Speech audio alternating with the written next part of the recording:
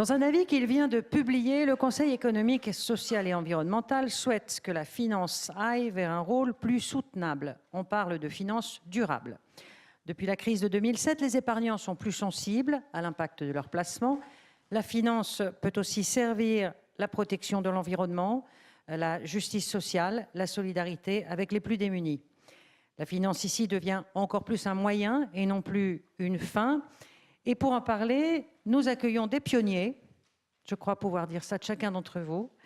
Madame Nathalie Ray, vous êtes maître conférence à l'Université de Paris 13 et vous nous ferez l'exposé de ce nouveau monde financier. Monsieur Léopold Beaulieu, président de Fondaction au Canada. Monsieur Dominique Blanc, directeur de la recherche chez Novetic. Monsieur Hervé Guèze, directeur de recherche et gestion de Mirova, qui est un fonds d'investissement, en fait, société de gestion et de patrimoine et d'actifs. Monsieur Frédéric Tibérien, président de Finansol, qui délivre des labels. Mais on va voir tout ça plus posément. Madame Ray, quel est l'état de la finance responsable en Europe? De quoi parle-t-on? Comment est apparu ce concept en Europe? Et j'avais l'impression que les États-Unis avaient commencé et que c'est arrivé chez nous un peu plus tard. On est très en retard. Vous expliquez tout ça. Alors bonjour à toutes et à tous. D'abord, je vous remercie pour l'invitation. Donc, je vais essayer effectivement de faire un espèce de topo donc de ce qu'on entend par la finance responsable. Donc, c'est un exercice assez difficile parce qu'en fin de compte, on parle dans finance responsable, il y a beaucoup de choses. Donc, déjà, comme vous l'avez dit... Bien face au micro, merci. Comme vous l'avez dit, la finance responsable, donc, ce n'est pas un phénomène nouveau.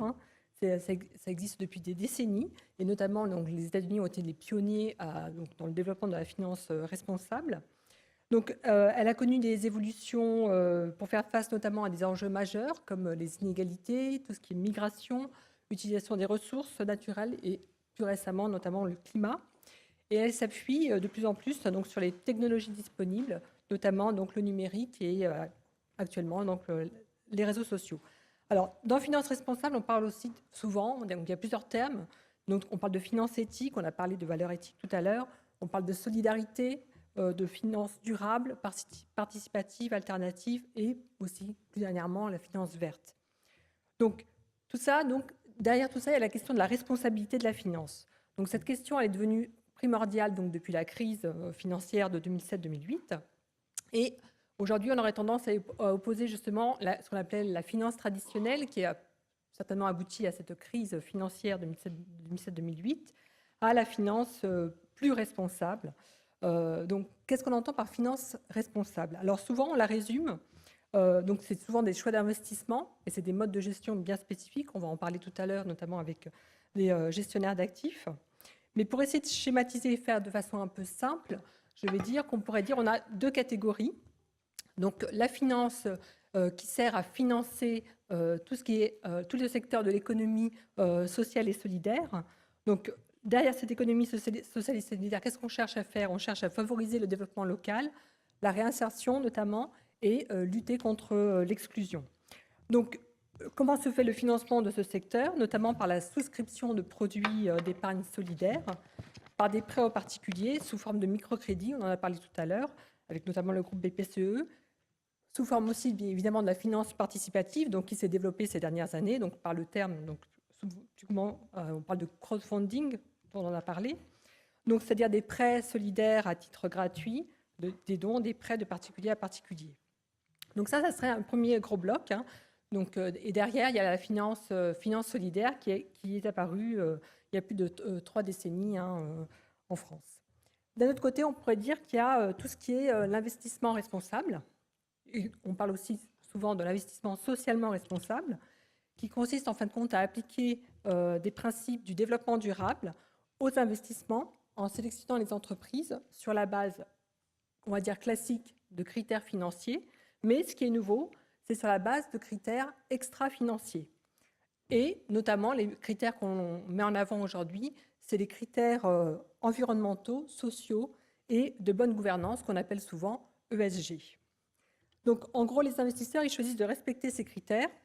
Ils le font, donc ils vont investir en sélectionnant les entreprises, alors des entreprises de tout secteur et évidemment aussi des secteurs de l'économie sociale et solidaire, qui ont un comportement, qui ont des activités qui sont conformes à certains principes, et notamment des principes éthiques.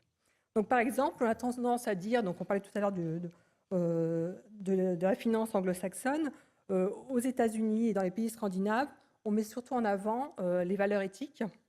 En Grande-Bretagne, on parle surtout les valeurs plutôt de gouvernance. Et en France, c'est plutôt l'aspect social qui est un des aspects les plus importants dans cette finance responsable. Alors, rapidement, quelques chiffres pour vous donner des ordres de grandeur. Alors, en France, l'épargne solidaire en 2017, c'est 11,5 milliards d'euros, avec une croissance en un an de plus de 18%. Donc, ces dernières années, on a eu effectivement une accélération des encours de l'épargne solidaire. Les fonds collectés, on l'a dit tout à l'heure dans le cadre du crowdfunding, pour vous donner une tendance, en 2012, on était à 297 millions d'euros en France. On est aujourd'hui à plus de 1400 millions d'euros en 2018. Le microcrédit, donc vous avez dit tout à l'heure, BPCE est un groupe important, donc qui participe donc au financement donc via le microcrédit. En 2016, on était à plus de 84 000 microcrédits personnels en France. Et enfin, l'encours le plus important, donc tout ce qui concerne l'investissement responsable, on est passé on est en 2017 à plus de 1 000 milliards d'euros. Et dans cet investissement responsable, tout ce qui concerne l'investissement socialement responsable, c'est 310 milliards d'euros. Alors très rapidement, je vais présenter très rapidement les trois types de finances responsables: la finance solidaire, la finance participative et l'investissement responsable. Alors, en France, la finance solidaire, elle existe déjà depuis des décennies. Donc, elle s'est essentiellement développée à partir des années 80. L'objectif, c'est de relier les épargnants qui cherchent à donner un sens à leur argent à des entreprises, à des associations qui ont une forte utilité sociale et environnementale. Alors, quels sont les trois canaux principaux de cette épargne solidaire? Comment se fait l'investissement pour ces secteurs de l'économie sociale et solidaire? Donc, ça passe par les canaux traditionnels, c'est-à-dire les banques, les assurances, les mutuelles, qui proposent donc aux épargnants des placements d'épargne solidaire. Et souvent, on distingue deux types d'épargne, ce qu'on appelle l'épargne de partage. Donc, l'épargnant choisit de céder une partie des intérêts, donc de la rémunération de son placement, à des entreprises, à des associations qui ont la possibilité de recevoir des dons. Et l'autre type d'épargne, c'est ce qu'on appelle l'épargne d'investissement solidaire. L'épargnant investit directement dans une entreprise solidaire, donc intervient donc dans le capital. Deuxième grand canal, c'est via l'épargne salariale. Donc ce sont les entreprises. Via les entreprises, les salariés ont la possibilité de souscrire à des fonds d'épargne solidaire dans le cadre de leur plan d'épargne d'entreprise. Et donc, élément important, c'est que depuis le début des années 2000, les entreprises sont dans l'obligation de proposer au moins un fonds solidaire à leurs salariés parmi l'ensemble des fonds qu'ils peuvent proposer donc, pour leur épargne salariale. Et enfin, le troisième canal, c'est l'investissement direct dans les entreprises solidaires qui passe donc par l'achat de parts de capital, d'actions non cotées, d'obligations et autres micro-prêts solidaires. Donc, deuxième catégorie, on va dire, de finance responsable, c'est la finance participative. Donc, elle consiste à collecter des fonds, donc on en a parlé, via des plateformes Internet. Donc là, c'est lié à l'évolution numérique. Ces plateformes, elles permettent à des contributeurs de choisir collectivement de financer directement et en principe de façon relativement traçable des projets spécifiques. Donc, ces plateformes aujourd'hui en France sont en général labellisées par le ministère des Finances et elles sont régulées par les autorités. On distingue en général les plateformes dites généralistes, des plateformes qui sont sur des thématiques, agriculture, bio et autres, et des plateformes géographiques. Et trois grands modes de financement via ces plateformes. Donc, le contributeur, il peut faire directement un don, il peut prêter, donc sous la forme de dette, donc ça peut être des prêts, des obligations, des mini-bons, et il peut également, ça passe via l'investissement, directement sur le capital de l'entreprise. Alors, l'investissement responsable consiste à investir, donc on va en parler tout à l'heure, donc c'est de la gestion d'actifs. c'est de la gestion d'actifs, ça veut dire qu'on investit dans différentes classes d'actifs. Ça peut être des actions, ça peut être des obligations, donc corporate, entreprises publiques, emprunts d'État et autres. Donc, un particulier, un client peut souscrire à un investissement responsable directement auprès de son établissement financier en investissant donc dans un fonds ou à travers des produits d'assurance, d'épargne salariale et de retraite qui comportent donc des fonds d'investissement responsable. Alors, dans les investissements responsables, on parle de plus en plus d'investissement socialement responsable, ISR. Donc ISR, juste pour finir sur les ISR. Hein.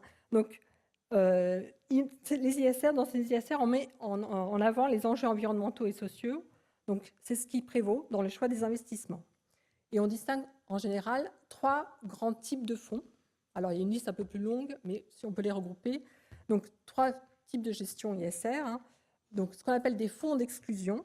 Donc, les gérants des fonds refusent d'investir dans des entreprises qui ont des activités considérées comme étant néfastes sur le plan écologique, social et parfois donc moral. Donc ça, c'est le cas notamment, donc c'est très prépondérant sur le marché anglo-saxon. Alors ensuite, l'autre type, ce sont les fonds dits sélection ESG, donc environnementaux, sociaux et de bonne gouvernance. Donc là, l'investisseur regarde moins l'activité de l'entreprise, ce qu'il regarde essentiellement, donc le critère qui va être prépondérant, donc ça va être donc, le respect de certains critères ESG. Et notons également que là, il y a aussi le rôle très important des agences de notation extra-financières qui aident ou qui donnent des notations à ces fonds pour pouvoir orienter les investisseurs. Et le troisième canal, donc, c'est l'engagement actionnarial, c'est-à-dire là, l'investisseur achète, donc intervient directement dans le capital et actionnaire, et pour influencer la politique et le comportement de l'entreprise en exerçant ce droit de vote. Alors, très rapidement. Donc, très rapidement. Alors, pour faire un peu donc, en France, hein, donc, il y a évidemment des acteurs très, très importants. Donc, comme vous l'aurez compris, donc, les syndicats, au travers du comité intersyndical de l'épargne salariale, jouent un rôle important. Il y a les gestionnaires d'actifs qui jouent un rôle très, très important pour le développement de l'ISR. Et des organismes aussi, donc la filiale de la Caisse des dépôts Novetic, qui est très importante sur ce marché, qui donne des labels donc, aux fonds, donc donne de la visibilité à ces fonds. Et le Forum pour l'investissement responsable, qui est membre au niveau européen de l'Eurocif, qui est devenu une entité très importante pour l'investissement responsable. Et dernier point, donc, pour voir, vous voyez un peu donc, comment ça s'organise au niveau mondial également. Les Nations Unies se sont aussi intéressées évidemment à l'investissement responsable et ont édité des principes pour l'investissement responsable. Et aujourd'hui, donc, une grande majorité des fonds adhèrent, sont signataires de ces principes. Et ce que je voulais dire donc, par rapport à... Là, il faut s'arrêter. C'est juste l'importance de l'Europe. C'est-à-dire qu'aujourd'hui, l'Europe, par exemple, est un des signataires les plus importants. Les fonds européens il y a plus de 900 fonds qui ont signé ces principes, contrairement aux États-Unis qui sont un peu en retrait par rapport à ces Mais ça, c'est une très bonne nouvelle, effectivement. Voilà, donc voilà. Bon. Juste un petit point pour ce que je pense qui est important, c'est que évidemment la finance responsable. Enfin, ce que je viens de dire, c'est différent. C'est très important, mais je pense qu'il faut la finance responsable. In fine, c'est quoi? C'est le système financier qui est un système qui doit être responsable. C'est-à-dire que les acteurs doivent être responsabilisés et qu'ils doivent agir de façon à ce que les activités qu'ils mènent soient des activités qui soient transparentes pour que justement il y ait une meilleure compréhension de leur métier. Voilà. Je vous remercie, Madame Ray. Je suis désolée de devoir vous presser comme ça. Je suis vraiment désolée. On va aller quand même en Amérique du Nord, alors, tout de suite, pour voir quelle est l'expérience de Monsieur Beaulieu. Monsieur Beaulieu, vous êtes... Ah ben oui, voilà, vous allez au pupitre, très très bien. La fondation que vous présidez existe depuis longtemps, je crois, et est directement impliquée dans la protection de l'environnement, l'investissement responsable. Vous êtes un moteur au Canada. Comment réussissez-vous à attirer les investisseurs? L'Amérique du Nord est-elle en avance aussi juridiquement peut-être? Et puis, quel ça c'est une question subsidiaire, mais moi je me demande toujours, si tout d'un coup les taux augmentaient, est-ce que les investisseurs garderaient la même bonne disposition à l'égard de la finance responsable, ou bien vous risqueriez-vous de les perdre? Alors, j'essaierai de répondre à tout ça sans prétendre tout savoir. Merci de l'invitation. Je salue bien sûr Mme Grasse, Alain Arnaud du Syriac France, l'animatrice, les distingués orateurs, et puis Georges Dessart, président du Syriac international, et tous les amis du Syriac, mesdames, messieurs. La question du sens traverse nos vies. Et la finance socialement responsable, pour nous, c'est cette conjugaison de l'économie, du social, de la culture, de l'environnement, qui nous engage à soutenir la création et le maintien d'emplois de qualité dans une perspective de développement durable. Depuis bientôt 25 ans, pour Fondation, donner du sens à l'argent, c'est notre signature. Alors, je ne pouvais pas refuser de venir ici. Donc, Fondation rend accessible, principalement à partir des lieux de travail, une épargne retraite individuelle ou collective, donc une épargne salariale, et cet argent, il est principalement investi dans les PME québécoises, dont plusieurs font partie de l'économie sociale. Il s'agit d'un capital patient déployé par une équipe qui comprend les enjeux de la rentabilité et du développement durable. Fondée en 1995 à l'initiative de la Confédération des syndicats nationaux, avec l'appui d'un réseau de coopératives financières, Fondation a été créée à partir d'une loi qui l'a constituée et qui lui reconnaît sa mission en développement durable, son indépendance et son engagement socialement responsable. Le rapport de Fondation avec la CSN, la Confédération des syndicats nationaux, en est un de valeurs partagées et non d'affiliation, de contrôle ou de propriété. La structure organisationnelle du fonds, elle fait une nette distinction entre la gouvernance et les opérations. Le rapport au travail, le mode de propriété, le développement personnel, l'enrichissement collectif, la gouvernance, la structure organisationnelle et les modes de fonctionnement et de rémunération qui en découlent nous apparaissent fondamentaux. Et les activités du fonds, elles se déploient en complémentarité avec un réseau d'institutions, de services et de financement. Au 24 janvier 2019, c'est 160 000 actionnaires épargnants à Fondation, et l'actif de Fondation a dépassé le cap des 2 milliards de dollars. Fondation a pour tâche de faire fructifier cet actif à travers des types d'investissements qui soient des investissements directs en entreprise ou y compris dans des entreprises d'économie sociale, mais aussi dans des fonds spécialisés qui ont une mission particulière qui coïncide, qui correspond, qui est cohérente avec celle de Fondation. Au cours de l'année 2017-2018, les investissements directs en entreprise et dans ces fonds partenaires, sans compter ceux dans des fonds privés spécialisés, ont contribué au maintien et à la création de près de 45 000 emplois au Québec. La fonction investissement, il y a aussi les placements sur les marchés financiers pour une portion qui ça a donné lieu à des initiatives comme la création, à notre demande, de fonds d'unités qui sont ex-fossiles, notamment l'indice MSCI. Fondation produit tous les 2 ans un rapport de développement durable qui lui permet de communiquer de manière transparente sa performance extra-financière. Vous pourrez aller voir sur le site Internet de Fondation. Le rapport de Fondation, il y a celui de la GRI, qui est conforme avec l'option la plus exigeante, soit celle des critères exhaustifs. Il y a aussi que Fondation est signataire des PRI, les Principles for Responsible Investment, et Fondation, chaque année, présente au secrétaire général des Nations unies son rapport en regard de l'application des exigences du Pacte mondial. Fondation, donc, participe au maintien et à la création d'emplois sous une activité qui est celle du capital de risque et du capital de développement.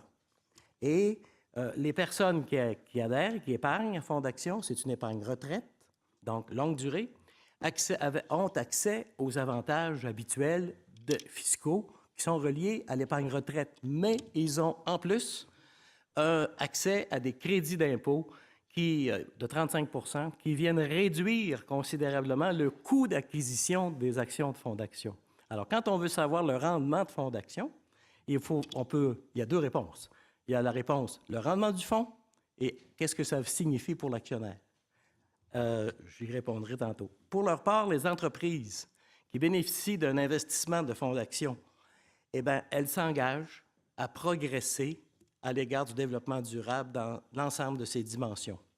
Ça veut dire, ça inclut des cibles de réduction de gaz à effet de serre, de participation à la transition énergétique, comme c'est reconnu dans le contrat d'investissement que nous portons. La possibilité aussi d'accepter que les salariés puissent, sur une base collective, se donner une coopérative de travailleurs actionnaires. Et là, j'insiste, pour participer à la propriété de l'entreprise sur une base collective, il y a un S à travailleurs, mais il n'y a pas de S à actionnaire. Hein? C'est la coopérative qui devient actionnaire de l'entreprise qui emploie ses membres. On l'encourage. Et donc, la possibilité, c'est quelque chose aussi qui fait partie des conditions d'investissement. Puis en plus de sensibiliser les entreprises aux enjeux évoqués par le Pacte mondial, dans la Convention de financement, déjà depuis 2012, la prise en compte des 10 principes énoncés par le Pacte, ça fait partie des exigences d'investissement. Et ils s'engagent même à considérer la possibilité d'adhérer au Pacte mondial. Alors, les recettes aussi fiscales et parafiscales qui découlent des investissements de fonds d'action sont payants pour le gouvernement au niveau fiscal. Le 35 % de crédit d'impôt qui est consenti par les 2 paliers de gouvernement fait que, dans le cas du Québec, ils gagnent pour chaque dollar de crédit d'impôt, c'est 4 $ de recettes fiscales, et puis pour le fédéral, c'est presque 2 $ pour chaque dollar de crédit d'impôt. La chaîne des valeurs de fonds d'action, elle représente un modèle d'affaires inclusif qui assure sa pérennité à partir d'une boucle, une solidarité intergénérationnelle, qui fait que lorsqu'une personne arrive à la retraite, bien, elle va avoir, durant sa vie active, favorisé la création et le maintien d'emplois partout au Québec, de gens de son âge, mais aussi de plus jeunes. Alors, de ce point de vue-là, il y a là quelque chose d'intéressant à souligner. Au-delà du simple retour sur investissement financier, accorder une place plus grande aux coopératives, aux associations puis aux mutuelles dans le marché du travail, ça contribue à stabiliser l'économie. La raison d'être de ces organisations-là, on ne se le dit pas assez souvent, est différente des sociétés plus traditionnelles à capital action. Qu'il s'agisse d'une coopérative, d'une mutuelle ou d'une association, c'est avant tout la croissance de l'usage qui est recherchée plutôt que la rémunération du capital. Et ça explique en bonne partie leur taux de survivance plus élevé, comme les statistiques le confirment. Il y a à peu près 30 % des investissements de fonds d'action qui sont consentis à des entreprises d'économie sociale, alors que l'économie sociale pèse pour 10 % du PIB. Alors, comme je le dis souvent, les bottines suivent les babines. La participation du fonds à l'économie sociale est 3 fois supérieure au poids relatif de celle-ci dans l'économie du Québec. Alors, un petit exemple d'investissement structurant pour le développement durable, la coop carbone qu'on a annoncé la création à Marrakech lors de la COP 22. La COP carbone et fonds d'action, on a créé le fonds Inland 6, c'est 20 millions, qui propose du financement à des entreprises qui sont réglementées et qui peuvent bénéficier de crédits compensatoires. Alors, ce que ça fait, c'est qu'on peut faire une avance, ça rend finançable l'entreprise auprès de la banque, et lorsque l'entreprise reçoit la confirmation et les certificats qui ont une valeur, mais qui sont un certificat, les crédits compensatoires, le fonds Inland 6 accepte d'être remboursé avec ces crédits-là qu'il va revendre aux entreprises distributrices de produits pétroliers et de gaz. Alors, c'est quelque chose d'assez intéressant. Le fonds Biomasse et énergie, c'est en collaboration avec la Fédération des coopératives forestières du Québec. C'est un fonds qui prend la part de la biomasse forestière, la transforme, finance les changements de système de chauffage et il y a aussi l'Association des producteurs en serre du Québec, qui sont membres de l'UPA et qui sont producteurs avec la possibilité de financer la conversion de leur système de production d'énergie thermique. Alors, bon, je pourrais vous en donner un certain nombre d'autres, mais disons que entre 2015, l'année des accords de Paris, et 2018, en sélectionnant des titres qui respectent l'indice dont je vous faisais référence, là, qui est le MSCI ex-fossile, ex-charbon, eh bien, Fonds d'Action a réduit son empreinte carbone d'au-delà de plus de la moitié. Je disais que, et si j'avais une minute, je vous dirais que ce que je disais tantôt, la question du sens traverse nos vies. Je pense qu'il y a une question qui est posée par Edgar Morin dans une de ses plus récentes publications, puis je cite: « Comment faire œuvrer de concert progrès technologique et progrès humain tant que les dynamiques de l'un et de l'autre seront à ce point dissociées? » En effet, la science, la technique, l'économie sont dopées par une croissance aussi impressionnante qu'incontrôlée, alors que l'éthique, la morale, l'humanité sont dans un état de barbarie lui-même croissant. Fin de la citation.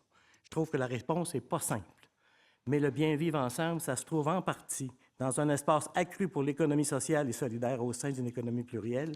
Chaque financement a de l'impact, chaque investissement a des conséquences. La question n'est donc pas tant de savoir s'il y a un avenir pour la finance socialement responsable, mais plutôt de se demander quel serait l'avenir sans une mobilisation du capital qui donne ce sens à l'argent.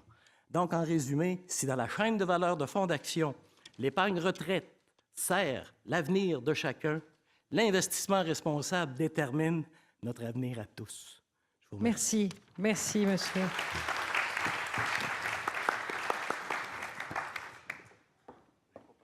Merci, monsieur Beaulieu. On va rester dans l'investissement responsable vert avec monsieur Blanc. Vous représentez une structure qui soutient l'orientation des capitaux au service de la transition écologique. Vous avez des instruments spécifiques pour cela, la notation des produits, la labellisation des produits. Tout nous intéresse. Où en est-on et que pouvez-vous faire pour favoriser cette orientation salutaire des capitaux? Bonjour à tous. Alors effectivement, Novetic, filiale de la Caisse des dépôts, est une petite entité qui, à travers une activité de recherche et une activité de médias, vise globalement à accompagner la transition des acteurs financiers vers une économie plus durable, ce qui inclut éminemment la question environnementale. Une question sur laquelle on a beaucoup travaillé ces dernières années. On y a travaillé sur le volet des études, je vais y revenir, et on y a travaillé sur un autre de nos activités phares, si je peux dire, qui est la labellisation de produits financiers, une démarche qu'on a initiée il y a une dizaine d'années, qui s'est enrichie depuis lors.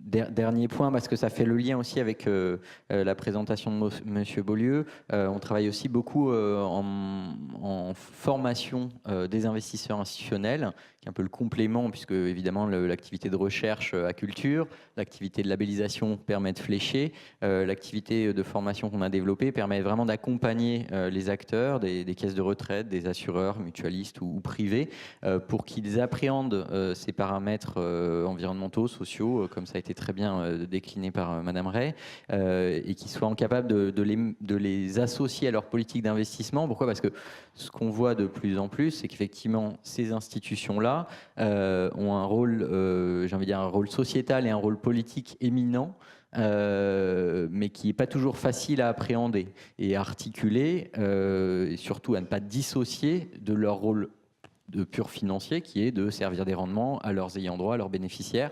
Nous, on a l'intime et la franche conviction que les deux sont non pas décorrélés, mais absolument associés. Et c'est ce sur quoi on travaille, et notamment à travers cette activité de formation. Alors si j'en reviens à la vision plus étude et à ce qu'on a pu constater ces dernières années, c'est justement qu'à travers cette question de l'environnement, on a vu une accélération de la prise de conscience des investisseurs, notamment depuis la COP21. On a en France le bénéfice d'un encadrement, d'une incitation réglementaire qui est assez unique jusqu'ici en Europe et dans le monde, puisque depuis 2015, les investisseurs institutionnels sont tenus d'expliquer chaque année comment ils prennent en compte les risques climatiques, comment ils contribuent ou pas à la transition énergétique et plus largement la transition écologique.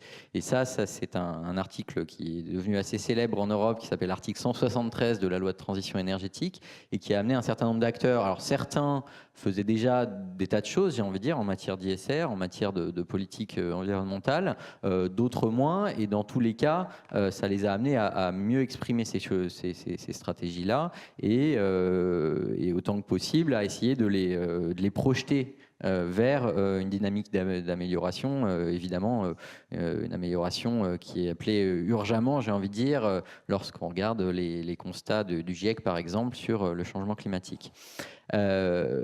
Alors concrètement, comment ça se traduit?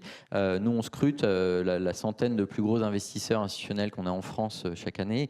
Ils totalisent quand même 2500 milliards d'euros d'actifs, hein, c'est pas tout à fait une paille. Et on regarde qu'est-ce qu'ils mettent en œuvre effectivement sur cette question du climat. Alors la première démarche, qui n'est pas une démarche d'investisseur, mais une démarche de désinvestisseur, ça a été de dire...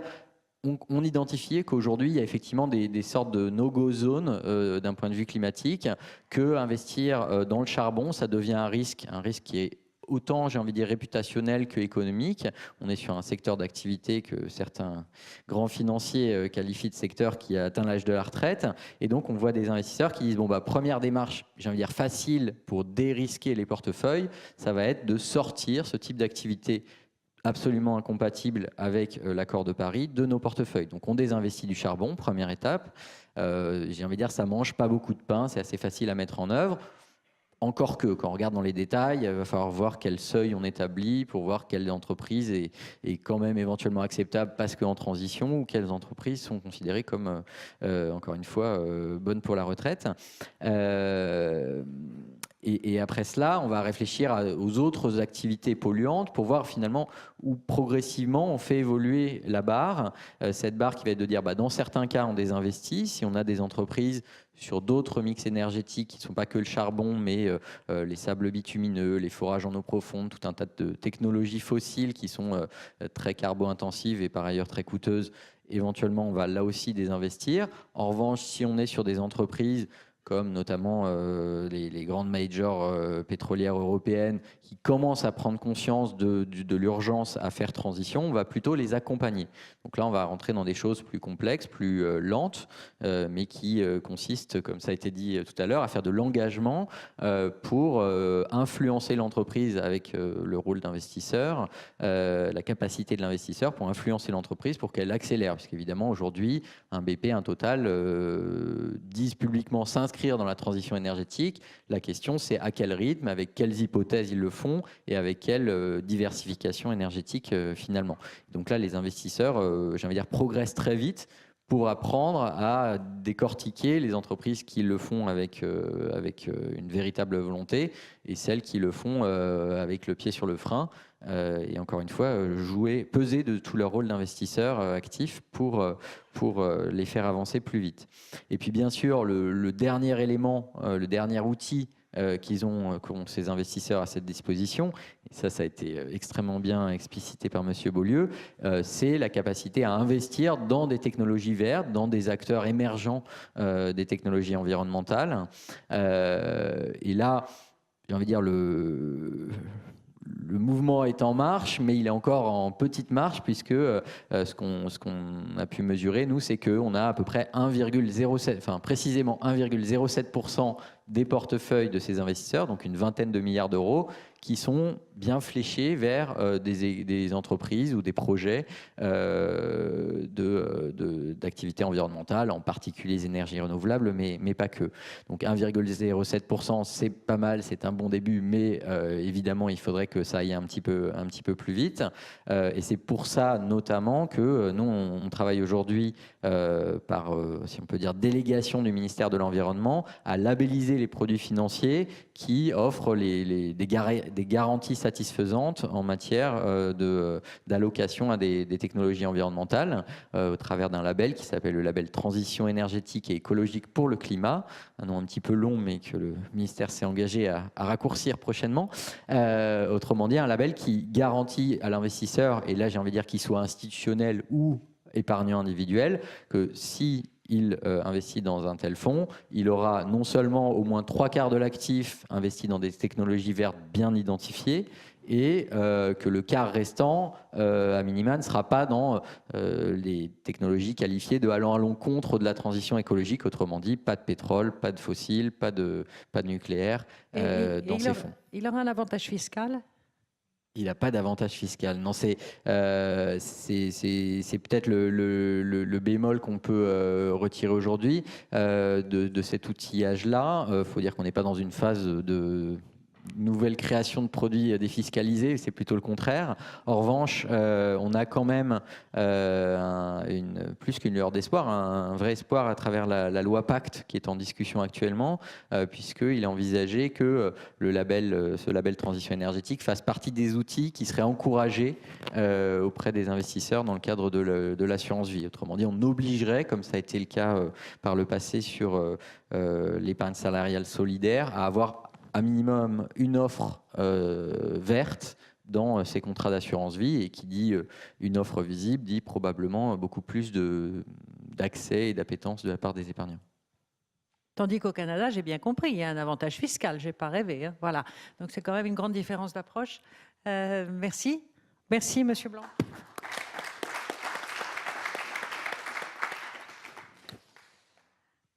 Monsieur Hervé Guèze, la parole va être à vous pour nous présenter, s'il vous plaît, Mirova, une jeune société, toute jeune, vous nous expliquerez ça, qui émet des fonds de placement responsables. Alors, j'ai envie de vous demander quels sont vos arguments commerciaux. Toujours intéressant. Quels capitaux vous avez réussi à lever, si ce n'est pas indiscret, en combien de temps et auprès de quel profil d'investisseurs? Parce que si je comprends bien, à partir du moment où il n'y a pas d'avantages fiscaux, ça veut dire qu'on tout repose sur la bonne volonté des investisseurs qui se disent je veux effectivement donner du sens à mon argent et pas seulement être Picsou qui va regarder ou qui va espérer d'ailleurs des profits de plus en plus aléatoires. Mais enfin bon.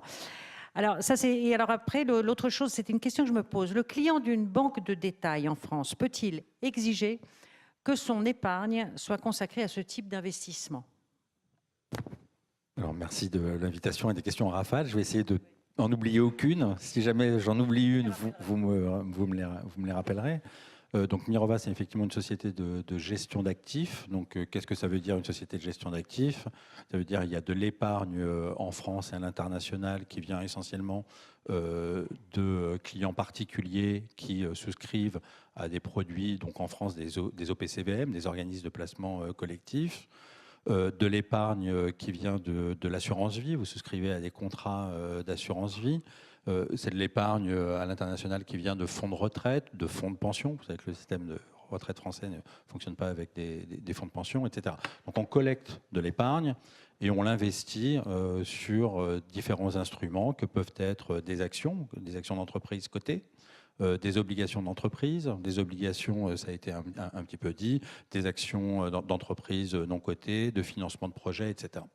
Et effectivement, donc l'idée de Mirova, donc il y a une société de gestion du groupe BPCE, a été il y a 5 ans de se dire il y avait aujourd'hui une demande de beaucoup de clients, qu'ils soient particuliers ou institutionnels, d'avoir une épargne qui fasse du sens et qui donc ne promette pas qu'un rendement financier à l'épargne, mais qui promette aussi un rendement environnemental ou social à cette épargne. Et donc l'idée a été de construire une société de gestion complètement dédiée à cette forme d'investissement au sein du groupe. Donc on a créé ça il y a 5 ans avec, on était une trentaine de personnes, on avait 3 milliards d'encours sous gestion d'actifs. C'est aujourd'hui une société de 80 personnes avec 10 milliards d'encours sous gestion d'actifs, donc qui, au-delà de notre talent, montre qu'il y a une vraie dynamique et une appétence des investisseurs pour ce type de placement. Et donc effectivement, que nous demandent les investisseurs, quels qu'ils soient, ils nous demandent ces 2 rendements, ce rendement environnemental et social et ce rendement financier. Donc C'est un petit peu c'est les deux attentes que l'on a. Or, comment on peut concilier ces deux objectifs sans avantage fiscal? C'est un peu la question qui se pose. Donc, je voudrais revenir un petit peu, avant de rentrer sur le comment, sur le pourquoi. Parce que c'est un petit peu, je pense, on a beaucoup rentré dans le comment et le descriptif. On a un peu, peut-être pas dit le sens, en fait, de ce mouvement de l'investissement socialement responsable, d'où il vient et puis pourquoi il se développe. Si je voulais être un peu provocant, puis peut-être pour stimuler un peu la salle, je dirais que l'investissement socialement responsable, c'est une forme de contre-révolution. C'est une forme de contre-révolution qui est la contre-révolution du mouvement de pensée qui a été initié aux États-Unis avec l'école de Chicago, puis de la théorie sur l'efficience des marchés et sur les problématiques d'équilibre général. Qu'est-ce que dit, je simplifie et caricature à l'extrême, donc pardon pour les experts d'avoir simplifié à l'extrême, que dit tout ce mouvement-là? Il dit, il y a des sujets d'intérêt général, pour revenir au titre de votre conférence, et ça, les sujets d'intérêt général, eh bien, vous êtes bien gentils, il y a des institutions démocratiques publiques pour s'en occuper. Et puis, il y a des institutions privées dont l'objectif, c'est de faire du profit. Et dans le cadre de des règles du jeu qui sont déterminées afin que les équilibres d'intérêt général soient bien respectés, le plus les acteurs privés ne se soucient que d'une chose, du profit maximum, le mieux on se portera. On aura un gâteau le plus gros possible, puis une fois qu'on a le gâteau le plus gros possible, eh ben c'est la répartition, etc. C'est des sujets hors public. Or, quand je dis qu'on est en train de vivre une contre-révolution, c'est qu'on est en train de voir que ce système a d'énormes limites. Plus on est dans un monde ouvert, mondialisé, avec des acteurs qui ont des influences extrêmement importantes sur la structuration de l'économie, on voit bien que ce système fait face à de nombreuses limites. Ce n'est pas les mouvements actuels et les crises dans la mondialisation, notamment traduites par les mouvements on peut dire Brexit, les élections en Italie, Trump aux États-Unis, le mouvement des Gilets jaunes. On voit bien qu'il y a une crise dans ce mouvement et dans cette médialisation. Et donc, qu'est-ce qui est en train de se passer? C'est de dire finalement, on voit bien que l'allocation du capital, ça a été extrêmement dit, elle n'est pas du tout neutre. Elle n'est pas du tout neutre. Chercher uniquement à faire du profit, sans se soucier de la qualité environnementale et sociale ou les pratiques environnementales et sociales des entreprises, des projets qu'on finance, c'est juste oublier une part extrêmement importante de qu'est-ce qui construit la soutenabilité de notre modèle économique à long terme. Donc, et c'est extrêmement important dans l'économie, puisqu'on est aussi en train, on a poussé de plus en plus finalement les acteurs, les entreprises privées à dire attendez, vous ne pouvez pas être que sur une logique du profit, il faut que vous déployiez une politique de responsabilité sociale d'entreprise, etc. Mais si on a des gérants d'actifs ou des financeurs qui disent oh non mais écoutez, c'est très intéressant ce que vous faites d'un point de vue RSE, mais en fait, ne m'en parlez pas. Moi, la seule chose qui m'intéresse, c'est quelle est la croissance de votre EBITDA dans 3 mois, dans 6 mois, dans 1 an. On voit bien qu'il y a une faille dans le système. C'est-à-dire, on ne peut pas demander aux entreprises de se soucier de plus en plus de questions environnementales et sociales, donc de questions d'intérêt général, et face à ça, avoir des actionnaires, des gérants d'actifs qui ne regarderaient qu'une chose, qui serait le profit. Ça ne peut pas fonctionner. Donc voilà, le fondement même de l'émergence et du développement de l'ISR, c'est de répondre à cette problématique. Après, on comprend bien du coup la logique d'impact. Du coup, quelle est-elle? En fait, la logique d'impact, elle a été décrite un petit peu brièvement. C'est 3 leviers forts. C'est un premier levier qui est de prendre en compte la qualité environnementale et sociale des entreprises dans lesquelles on investit. Donc, en faire un critère d'investissement en tant que tel, c'est-à-dire se dire, c'est pas juste effectivement quelle est la profitabilité à 1 an ou 3 mois ou 1 jour ou 6 mois qui m'intéresse, c'est les questions, la façon dont vous adressez les enjeux environnementaux et sociaux. Donc ça devient un critère d'investissement. Donc premier levier fort. Le deuxième levier, c'est une politique de vote responsable, c'est-à-dire en tant qu'actionnaire, finalement, on a un levier d'influence, c'est-à-dire vous nous confiez de l'argent, on devient actionnaire d'entreprise dans laquelle on investit. Comment on utilise ce droit de vote pour promouvoir une gouvernance qui intègre les enjeux de développement durable dans la gouvernance des entreprises dans lesquelles on investit. Et puis le troisième levier, c'est l'engagement, c'est le dialogue, à la fois auprès des entreprises et puis sur la place financière, en demandant et en interagissant. Je ne sais pas si on aura une intervention publique après, mais voilà, ça a été dit, la loi Pacte, les labels, est-ce qu'il faut mettre de la fiscalité? C'est comment on joue un rôle dans la cité pour promouvoir ce type d'investissement. Donc ça, c'est la logique d'impact. Donc voilà, si vous nous confiez de l'épargne, ça, c'est la logique d'impact. On comprend bien que cette logique d'impact, elle est corrélée avec une notion de performance à moyen long terme. Si on a tous plutôt intérêt à vivre dans une économie qui aura réglé... J'imagine que vos clients vous demandent de faire un peu de performance. Qu'est-ce que vous pouvez leur proposer? Voilà. Donc qu'est-ce qu'on leur dit sur la performance? On peut leur dire deux choses. On peut leur dire, écoutez... Bon, d'abord, vous pouvez avoir le nez sur le guidon parce qu'on vous vend des produits très liquides que vous pouvez acheter et vendre tous les jours. Ou vous pouvez avoir un horizon d'investissement qui est plus long. Si vous êtes un horizon d'investissement plus long, notamment si vous êtes retraité, etc., c'est peut-être pas inintéressant que votre épargne soit un peu utile au développement de l'économie soutenable. C'est-à-dire c'est une performance long terme. Donc vous contribuez. Donc ça, c'est le premier argument, c'est de dire... Si on développe par une finance à impact un territoire économique, par exemple, on a un fonds, insertion... Pardonnez-moi, tout ça sont des bonnes intentions et c'est vrai qu'on en a entendu beaucoup. Je crois qu'on commence à comprendre l'intérêt général et la bonne intention, mais il n'empêche que l'épargnant qui amène ses économies a quelquefois envie d'un retour sur investissement pour financer sa retraite, ses petits-enfants, l'installation de sa fille qui doit acheter un cabinet dentaire et que sais-je. Bon. Donc à ce moment-là... Exactement, mais l'épargnant, du coup, il n'est pas unique. Il y a l'épargnant qui veut financer sa retraite, il y a l'épargnant qui veut financer les études de sa fille, et puis il y a l'épargnant qui a envie de rentrer sur digital sur une plateforme de bourse, acheter une option, la revendre, etc.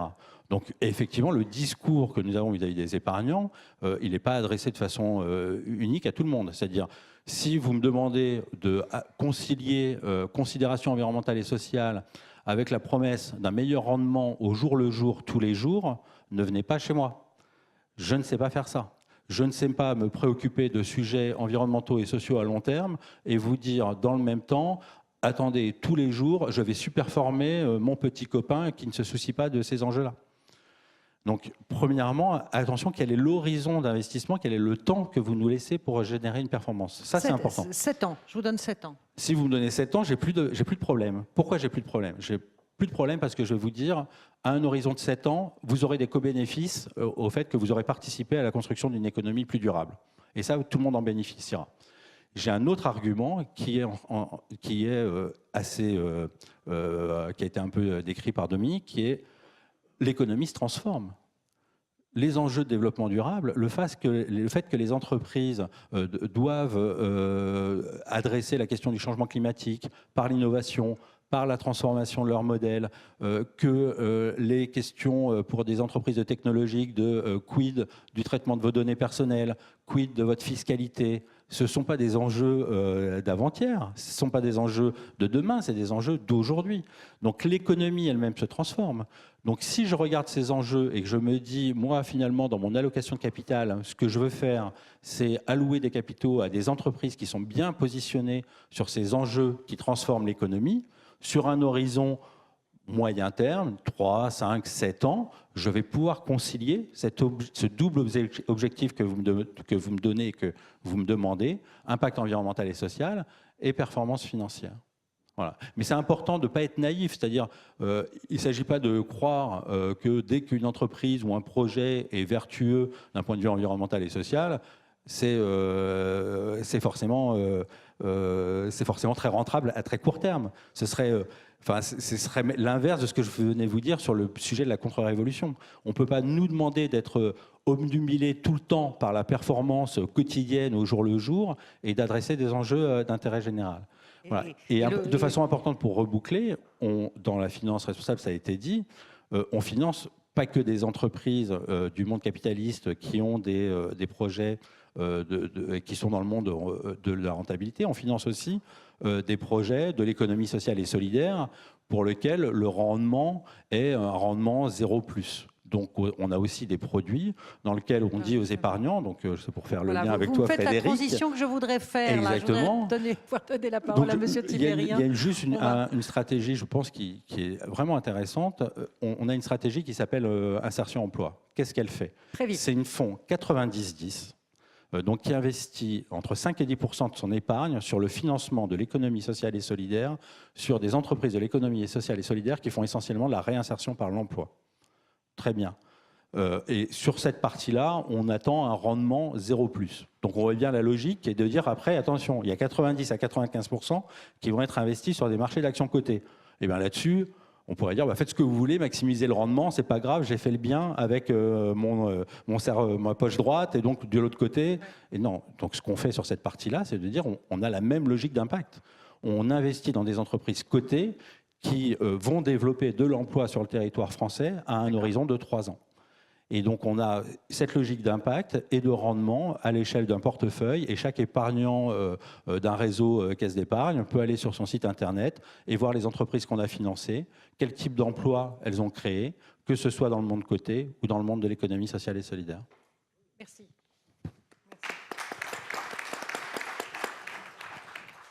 L'économie solidaire, Monsieur Tibérien? Oui. Alors, vous dirigez une association qui cherche à orienter l'épargne vers l'économie solidaire. On y était, ce qui va du microcrédit au financement d'entreprises et si elles ont une finalité solidaire, une finalité de redistribution de la richesse. Êtes-vous, oui, est-ce que vous voulez bien, s'il vous plaît, nous expliquer donc ce Finansol, le label Finansol, qui a l'air d'être une initiative très importante, je crois, au cœur de votre action.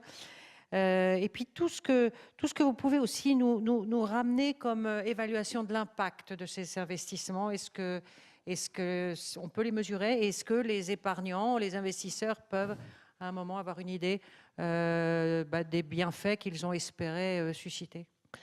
Merci. Alors, comme beaucoup de choses ont déjà été dites par Madame Ray, par différents intervenants, je vais compléter. Je vais d'abord commencer par revenir, parce que c'est très important, sur les origines de la finance solidaire et ce qu'est Finansol aujourd'hui. Donc, la finance solidaire, ça a été dit, est née dans les années 80, après la première crise pétrolière, et pour lutter contre le chômage et les phénomènes d'exclusion qui se sont développés à partir de ces années-là. Et donc, très important à retenir, c'est une initiative de la société civile, essentiellement d'associations, de coopératives qui sont allées voir des institutions financières et des banques en disant « j'aimerais inventer des nouveaux produits pour financer ces choses que les banques traditionnelles ne financent pas ». Donc j'ai entendu ce matin que les banques finançaient tout, ce n'est pas vrai.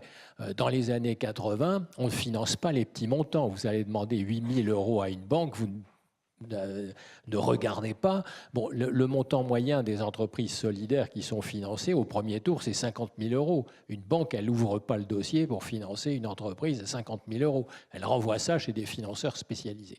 Bon, et donc, la finance solidaire est née comme une finance inclusive, justement pour financer tout ce que les autres ne voulaient pas financer, et notamment des projets collectifs venant d'associations. Donc aujourd'hui, c'est très bien de dire, la France se rêve comme une start-up nation, c'est l'apologie de l'entrepreneur individuel qui a la réponse à tout. Eh bien non, dans les années 80, ce sont des projets collectifs. Dans l'économie sociale et solidaire, l'entrepreneur individuel, il est au second plan. Ces projets sont portés par des entités constituées de la société civile qui s'attaquent à résoudre des problèmes sociaux environnementaux. Alors, je vous donne quelques exemples, parce que tout ça est fait donc finance inclusive et finance innovante. Et donc, c'est ça qui est né dans les années 80. On a inventé les premières souscriptions, les parts de capitalerie solidaire pour des sociétés de développement régional qui finançaient l'économie, l'inclusion par le en 80. Premier club Cigale d'épargnants individuels en 83. Premier fonds commun de placement de trésorerie par le crédit coopératif en 83.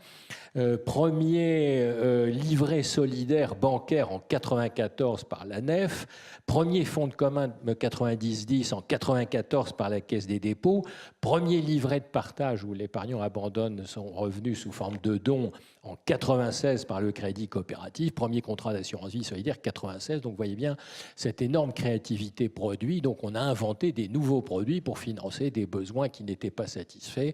On a inventé les livrets de partage, les fonds 90-10, la souscription en direct au capital d'entreprise solidaire. Donc gigantesque innovation au service de projets collectifs. Alors, ça tombe bien parce qu'on a dans la société une proportion croissante des épargnants qui veulent donner du sens à leur épargne et qui sont des épargnants patients. Donc, on a des investisseurs patients qui répondent à toutes les caractéristiques. Le long terme, je suis prêt à rester 8, 9, 10 ans dans mon placement. Je mets en avant l'impact social et environnemental et pour moi, le rendement financier est secondaire. Ça a été dit. Et puis, on applique le principe de transparence, c'est-à-dire qu'on dit à quoi sert l'argent. Et dans le label, on est obligé de dire à l'épargnant tous les ans à quoi a servi son argent et quel est son impact.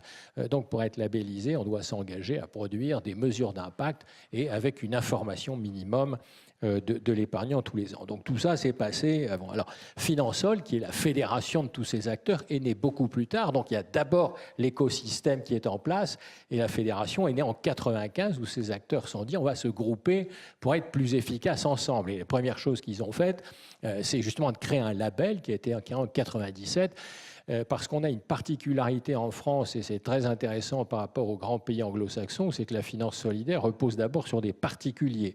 Donc aujourd'hui, nous avons environ 1 500 000 épargnants solidaires dans ce pays qui ont souscrit à environ 3-4 millions de produits solidaires, alors que dans les pays anglo-saxons, la finance équivalente, elle est plutôt dans le domaine de la philanthropie, c'est les riches qui ont réussi et qui recyclent, ou des investisseurs institutionnels. Alors que chez nous, c'est né avec souscription directe par des particuliers. Et donc, nécessité de communiquer auprès du grand public, donc la naissance de Finansol pour faire une énorme communication, si possible, pour sensibiliser les épargnants à l'intérêt de cette épargne, et puis gestion du label pour permettre au public justement d'identifier les produits solidaires, en sachant que le label a été confié à un comité d'experts indépendants et qu'il y a toute une série de conditions de fond qui sont vérifiées, le caractère solidaire de l'investissement, ce qu'on finance, des obligations de commercialisation, d'information de l'épargnant, donc je vais très vite. Et puis, pour couronner le tout, également, puisque nous avons des membres qui lancent des produits, on a aujourd'hui 160 produits libellisés, nous avons également un observatoire de la finance, donc qui publie les statistiques tous les ans sur le nombre de produits souscrits, leurs caractéristiques, le volume de l'épargne collectée, les investissements, de sorte que tous les membres peuvent très bien comprendre ce qui se passe sur ce segment en cours de 15 milliards d'euros, investissement cumulé d'1,5 milliard. Tous les ans, on investit 350 millions, nos membres, et donc de comprendre ce qui se passe sur ce segment du marché de la finance. Alors je terminerai pour dire sur le label une seule chose très importante. C'est le premier label dans le domaine financier, puisque le label financier a été lancé en 1997. Il a été le seul pendant une quinzaine d'années. Ensuite, on a vu arriver les labels ISR. Et puis récemment, la grande mode, c'est les labels publics, avec le fait que sont devenus publics le label ISR, le label Tech. Mais en tout cas, ça reste aujourd'hui le seul label privé, donc qui a structuré ce segment du marché financier. Alors, dernier point, si vous voulez, la finance solidaire, c'est un choix politique qui a été fait au début, ne s'est pas voulu une finance alternative. Donc je me sépare un peu de ce qu'a dit Madame Ray. La finance alternative, elle récuse la finance dans laquelle elle travaille, elle veut faire une autre finance. On invente des monnaies locales, enfin, etc. Et on refuse d'utiliser les monnaies publiques, on la construit à côté, parce qu'on est contre la finance dominante. Alors nous, le choix que nous avons fait, c'est dire on n'est pas contre, mais on est dedans et on va la transformer de l'intérieur en introduisant des exigences nouvelles de transparence, de mesures d'impact, de critères d'investissement, etc. Et donc, c'est ça qui la caractérise. Et nous travaillons avec les banques, puisqu'on dit on veut transformer de l'intérieur. Donc, par exemple, comme a fait le microcrédit. Le microcrédit, il est distribué par les banques. Les produits solidaires, un des 3 canaux qui ont bien été dit, c'est le canal bancaire, le canal des assureurs. Donc, on veut, si vous voulez, aider les banques à faire une finance solidaire dans une partie de leur activité. Donc essayer de convaincre que c'est quelque chose d'utile pour la société. Alors deuxième point rapidement, donc c'est une activité qui marche assez bien, puisque l'année dernière, l'augmentation de la collecte a été d'1,8 milliard, donc 350 millions d'investissements. On finance entre 1500 et 2000 entreprises tous les ans, avec deux caractéristiques. On a à peu près la moitié qui sont des entreprises de moins de 3 ans, donc très jeunes, qui démarrent, donc qui renouvellent le tissu des entreprises solidaires par le bas, et puis tout en haut, des grosses PME qui vont un jour devenir des ETI.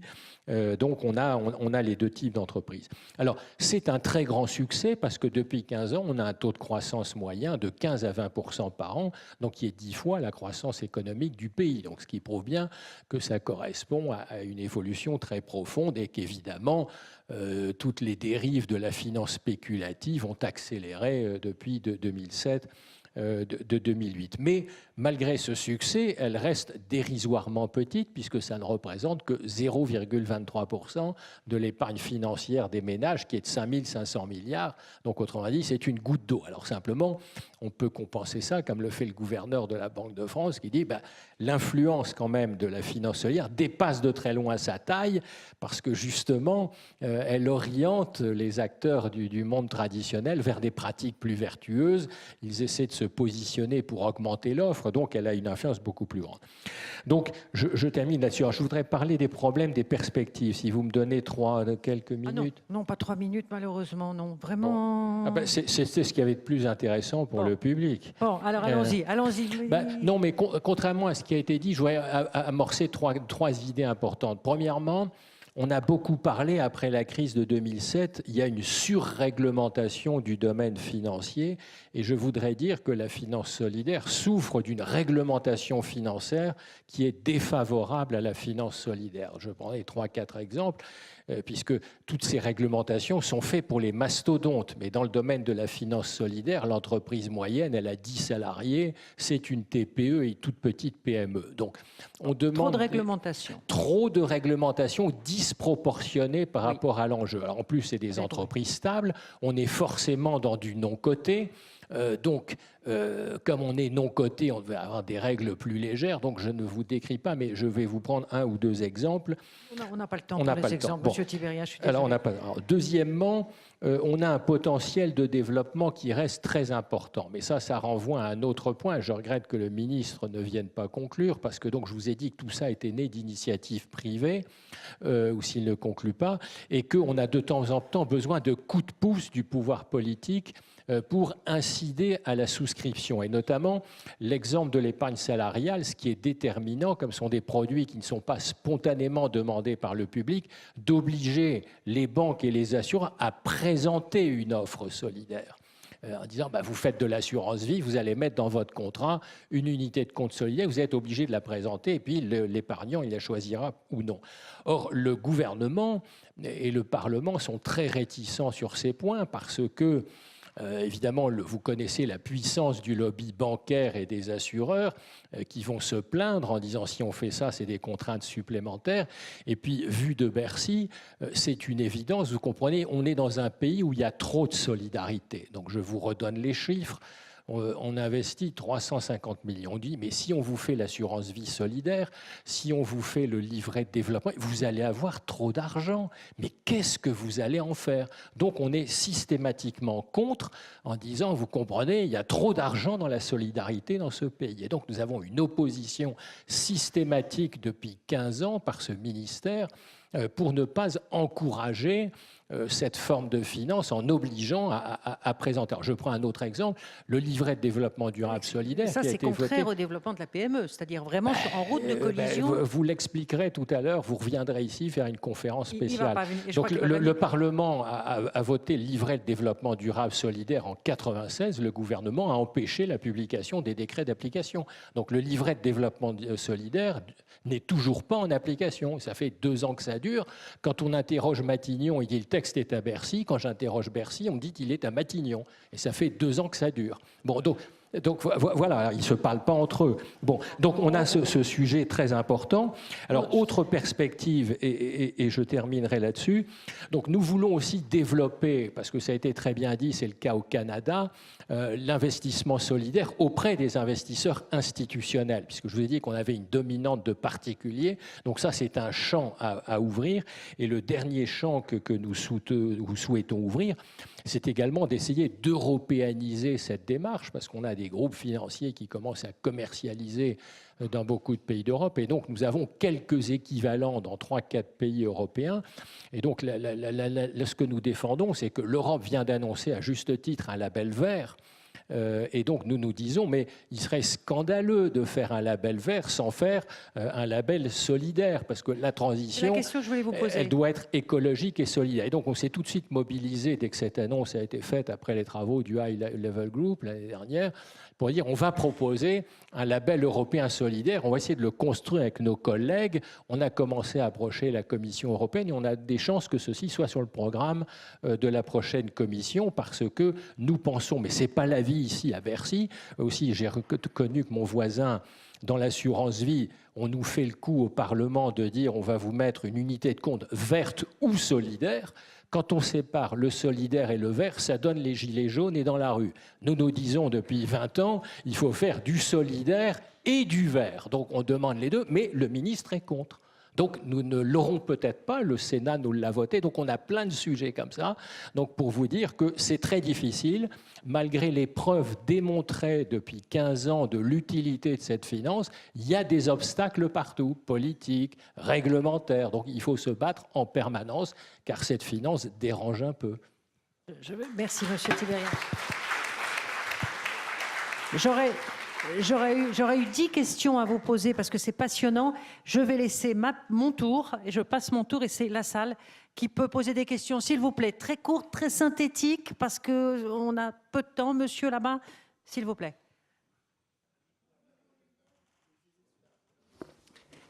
Oui, bonjour.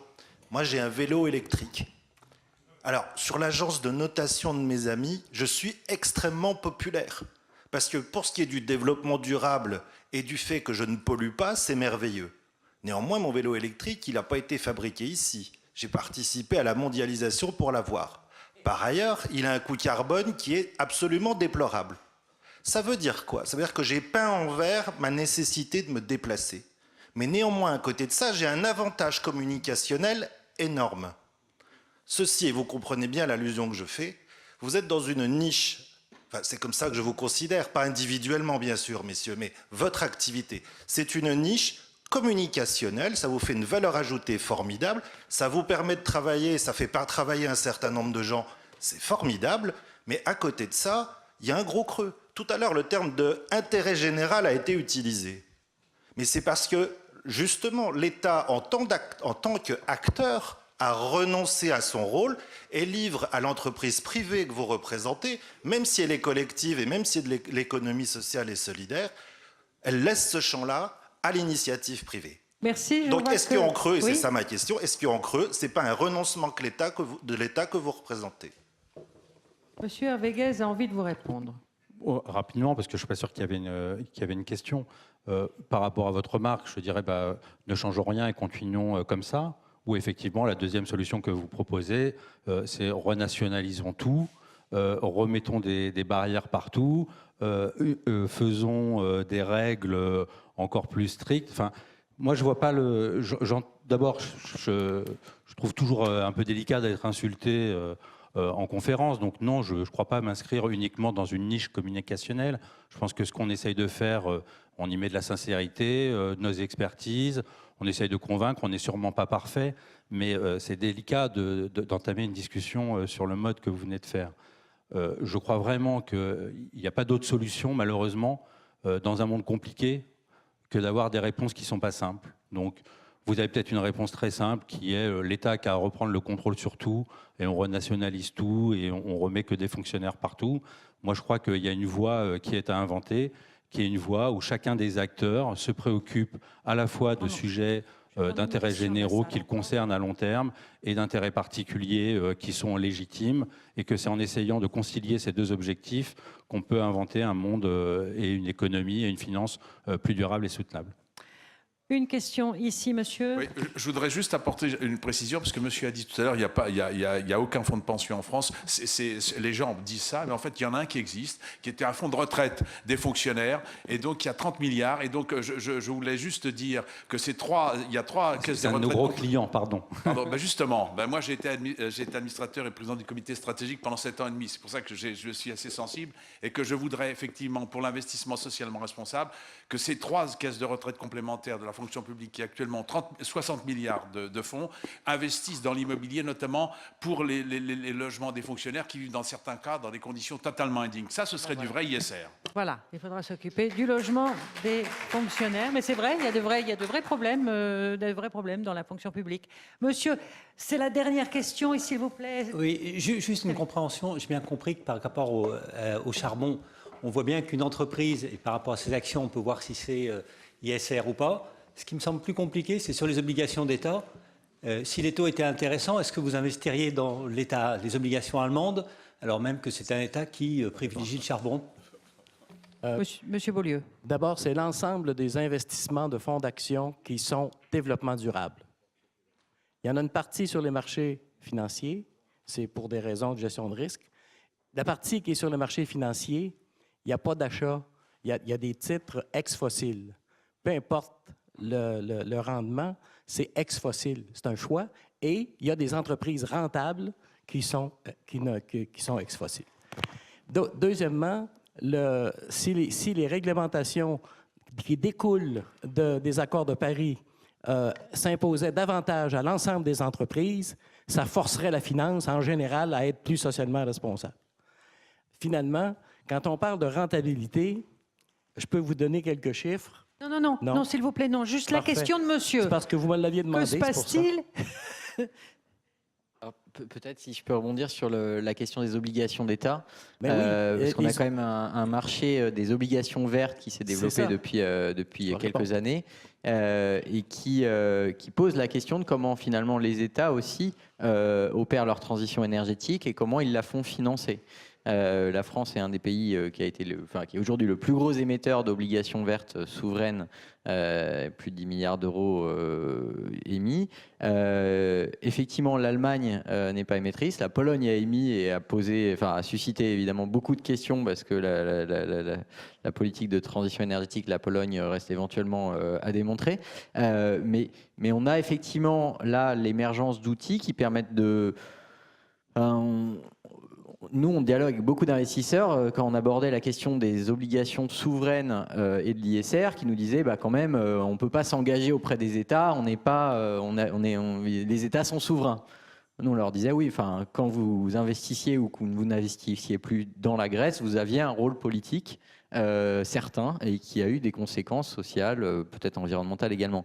Et donc, je pense qu'avec ces obligations environnementales, il y a aussi une porte ouverte pour les investisseurs à dire, effectivement, avec toute la complexité que ça appelle en termes d'allocation budgétaire, etc. Mais effectivement, nous, on souscrit à des bons du Trésor qui favorisent plutôt une transition énergétique plutôt que des bons du Trésor tout court, j'ai envie de dire, qui favorisent du refinancement.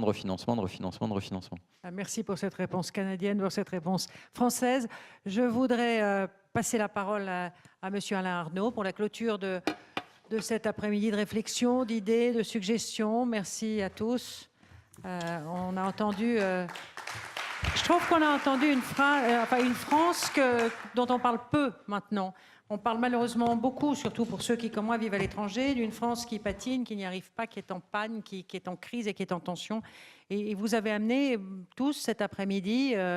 une projection d'une France dynamique, moderne et soucieuse effectivement de l'intérêt général et de l'inclusion de tout le monde. Ça remontait le moral. Merci. Bien, écoutez, quelques éléments pour conclure. Alors, je n'ai pas vocation à remplacer le ministre qui est retenu, je pense, au Sénat parce qu'il y a la discussion sur la loi Pacte aujourd'hui, donc ça a dû durer. Alors, à partir de ce qui a été dit, je voudrais peut-être identifier quelques considérations. La première considération, qui est générale, c'est que le secteur bancaire et financier a besoin d'une véritable écologie financière. Et la première mesure écologique est d'appliquer les normes institutionnelles.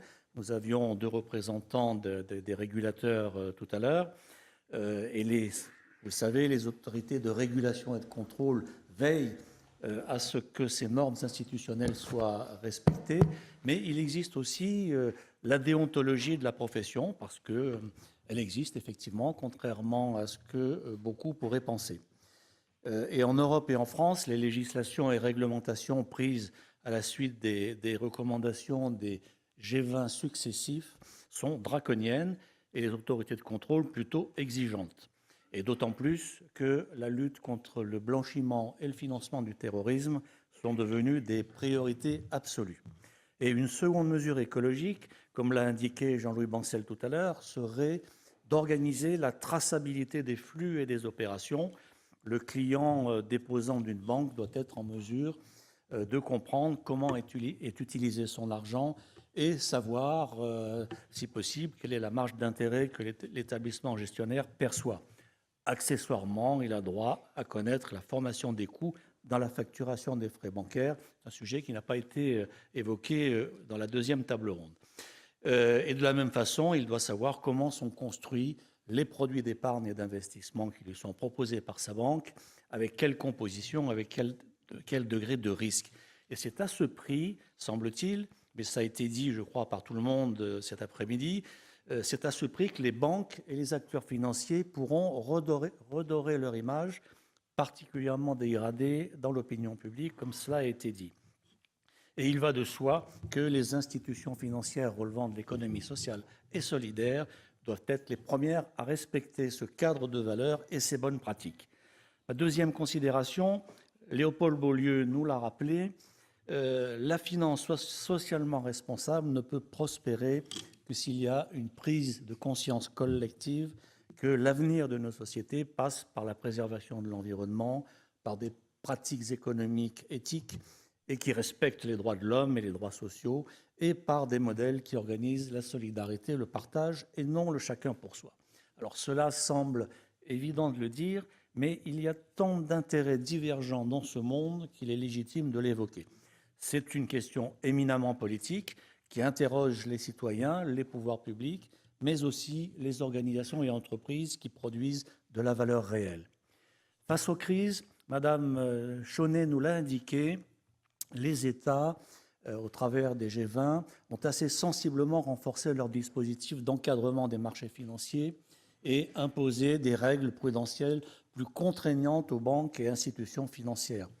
De la même façon, sous la pression des mouvements écologistes et altermondialistes, et ils sont nombreux, ils ont fini par engager des discussions plus consensuelles sur la problématique majeure de notre planète, celle du respect de l'environnement et du réchauffement climatique, même si les solutions ne sont pas encore vraiment au rendez-vous. Mais bon, ces réalités et cette prise de conscience constituent bien évidemment un terreau favorable pour accélérer le développement d'une finance qui puisse servir une économie plus raisonnable. Cela vient de nous être dit. Troisième considération, la finance socialement responsable doit s'inscrire dans un schéma durable. Alors il est vain d'énoncer de bonnes idées si celles-ci ne s'inscrivent pas dans une perspective de développement dans un temps long. Pour ce faire, il paraît nécessaire qu'au moins 3 conditions soient remplies. Première condition, la finance socialement responsable doit s'appuyer sur un système de valeurs irréprochable.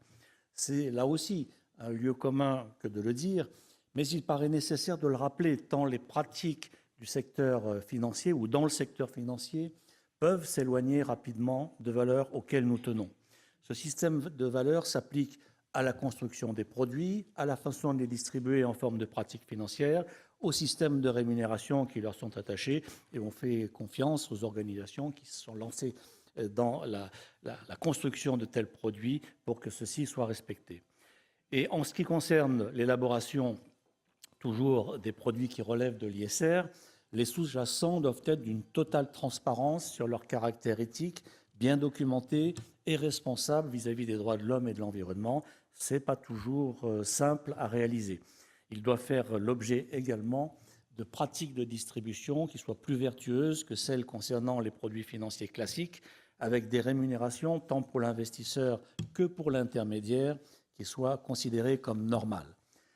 Ensuite, le développement de la durabilité de la finance socialement responsable, durabilité et développement ont besoin d'un soutien des politiques publiques. Je crois que ça a été très clairement indiqué.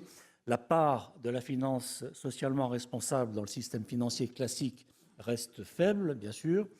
En Europe, où le concept d'investissement socialement responsable s'est développé plus tardivement qu'en Amérique du Nord, cette part doit s'élever à environ 10%.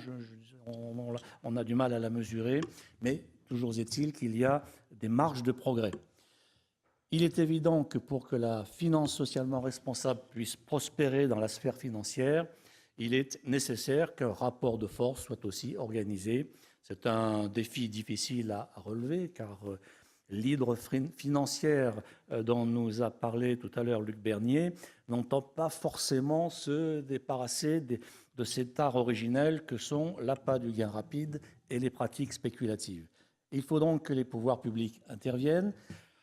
En Europe, il semblait que les vents étaient plutôt favorables récemment en faveur d'une approche plus sociale, plus environnementale de l'économie, et un certain élan politique a pu être constaté ces derniers temps pour promouvoir justement cette utilisation plus responsable des instruments financiers. Mais force est de reconnaître qu'il reste beaucoup à faire. La question de l'aide fiscale est probablement une des questions à soulever en France pour justement inciter. Ça existe dans d'autres secteurs d'investissement, je pense en particulier outre-mer, parce que je connais bien ce secteur, mais en métropole, peut-être faudrait-il qu'on soit plus incitatif. Et enfin, la finance socialement responsable doit s'inscrire dans une organisation d'acteurs mieux structurés. L'objectif est de passer d'un marché de niche à une part de marché significative. Pour cela, les produits estampillés ISR doivent être considérés comme des produits financiers comme les autres, par les marchés, comme par les acteurs de ces marchés et dans l'opinion publique.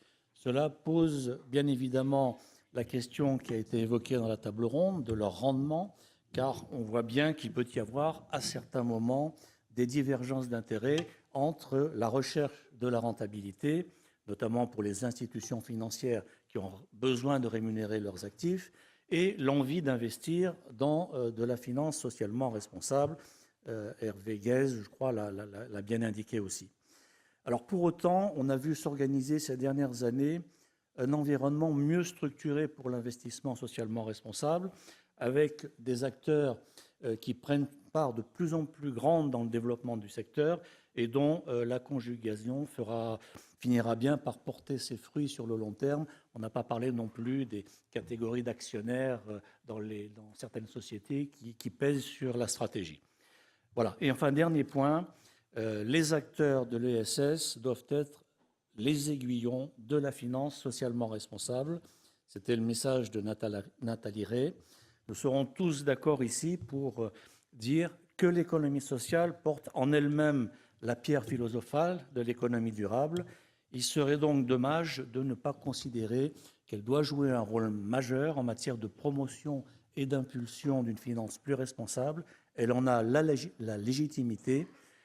Et cela a été dit, les entreprises de l'économie sociale ont fait la démonstration de leur résilience face aux crises. Elles doivent donc être à l'avant-garde du développement de la finance socialement responsable.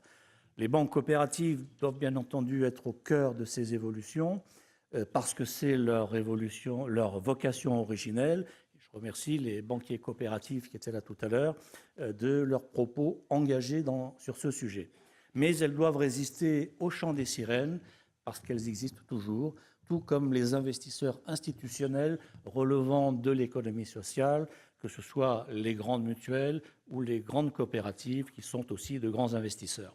Je voudrais dire, pour terminer, que nous avons beaucoup à apprendre du modèle québécois de finance solidaire, tel qu'il nous a été présenté et par Léopold Beaulieu et par Luc Bernier, car la démonstration a été faite qu'avec un système de valeurs solide, avec une conception efficace de la mise en réseau, avec une forte volonté militante, on peut aboutir à conjuguer économie, finance, responsabilité et solidarité. Merci à tous de votre présence et nous nous retrouvons au cocktail au rez-de-chaussée.